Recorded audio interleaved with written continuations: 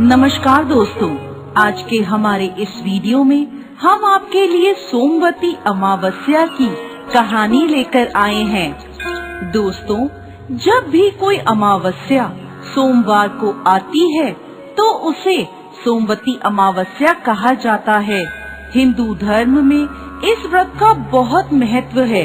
सोमवती अमावस्या की व्रत कथा के अनुसार एक साहूकार के 7 बेटे और एक बेटी थी। साहूकार के 7 बेटों का विवाह हो चुका था। उनके घर रोजाना सवेरे सवेरे एक ब्राह्मण भिक्षा मांगने आते थे। जब भी साहूकार की कोई बहू या सेठानी उसे भिक्षा देती तो वह उन्हें आशीर्वाद देते और कहते, अपने पति के कंधे राज करो। लेकिन जब भी साहूकार की बेटी भिक्षा देती तो वह ब्राह्मण आशीर्वाद में कहते, अपने भाई भौजाई के कंधे राज करो। साहूकार की बेटी को ये बात बहुत बुरी लगती थी। एक दिन उसने अपनी माँ से कहा, माँ, ये पंडित जी जब भी भाभियाँ या आप भिक्षा देते हो तो आशीर्वाद में कहते हैं अपने पति के कंधे राज करो, लेकिन जब भी मैं इन्हें भिक्षा देती हूँ तो ये मुझे कहते हैं अपने भाई भौजाई के कंधे राज करो।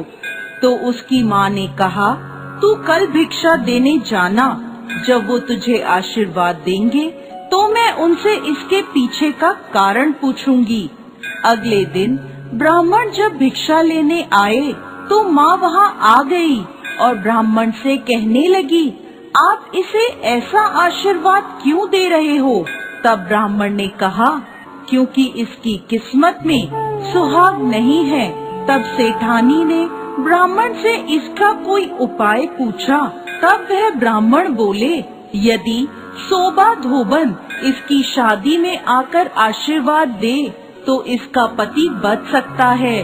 तो उसकी माँ पूछती है, सोबा धोबन कहाँ रहती है? पंडित जी बोले, 7 समंदर पार सोना धोबन का गांव है। तब सेठानी ने अपने बेटों से कहा, सोबा धोबन के गांव बहन को लेकर जाना है। 6 बेटों ने तो मना कर दिया, परंतु 7वां बेटा तैयार हो जाता है। दोनों भाई बहन सोना धोबन के गांव के लिए रवाना होते हैं। नदी के किनारे दोनों एक पेड़ के नीचे बैठ जाते हैं। उसी समय पेड़ के नीचे से एक सांप निकलता है और पेड़ के ऊपर चढ़ने लगता है। उसी समय बहन की नजर उस सांप पर पड़ जाती है।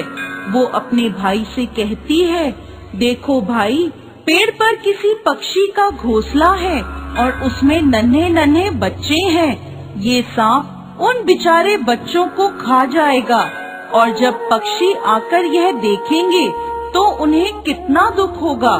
तब भाई उस सांप को मारकर वहीं टोकरी से ढक देता है। शाम को एक हंस और हंसनी का जोड़ा उस तरफ आता है तो अपने घोंसले के आसपास और पेड़ पर खून देखकर वो डर जाते हैं। उन्हें लगता है कि उन दोनों भाई बहन ने उनके बच्चों को मार दिया। तो वह वहाँ आते ही उन दोनों को चोंच मारने लगते हैं। तभी बहन टोकरी उठाकर उसके नीचे पड़ा सांप दिखाती है और कहती है, हमने तुम्हारे बच्चों को इस सांप से बचाया है और ये खून इस सांप का है। तब हंस और हंसनी बहुत खुश होते हैं और उन दोनों को अपनी पीठ पर बिठाकर समुद्र पार सोबा धोबन के गांव में छोड़ आते हैं। सोना धोबन का भी बहुत बड़ा परिवार था, जिसमें उसके बेटे और बहुएं सब साथ साथ रहते थे। साहूकार का बेटा और बेटी भी उस गांव में ही घर लेकर रहने लगे।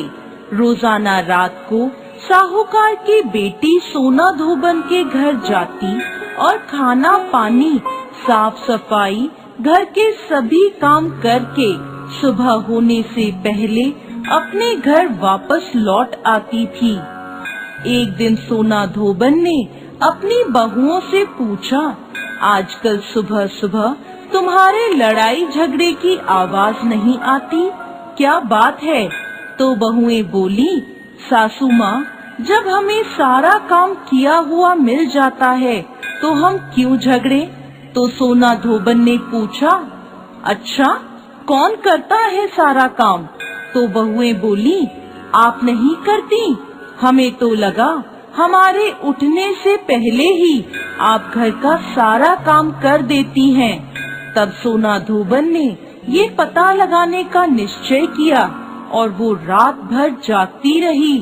जब साहूकार की बेटी आई तो सोना धोबन ने उसका हाथ पकड़ लिया और पूछने लगी, कौन हो तुम और क्यों मेरे घर आकर सारा मेरे घर का काम करती हो? तब साहूकार की बेटी ने ब्राह्मण वाली सारी बात सोना धोबन को बता दी और कहा, यदि आप अपनी सोमवती अमावस्या का फल मुझे दे दें तो मेरा सुहाग अमर हो जाएगा। सोना धोबन ने उसकी बात मानते हुए उससे कहा, जब तुम्हारी शादी पक्की हो जाए तब मुझे न्योता भेज देना, मैं तुम्हारी शादी पर जरूर आऊंगी। इसके बाद दोनों भाई बहन अपने घर वापस आ जाते हैं और बहन के लिए लड़का ढूंढकर शादी की तारीख पक्की होती है। सोना धोबन को भी न्योता भेजा जाता है। शादी के दिन फेरों के ठीक बाद एक सांप आता है और दूल्हे को डस लेता है, जिससे दूल्हा मर जाता है। तब सोना धोबन संकल्प लेकर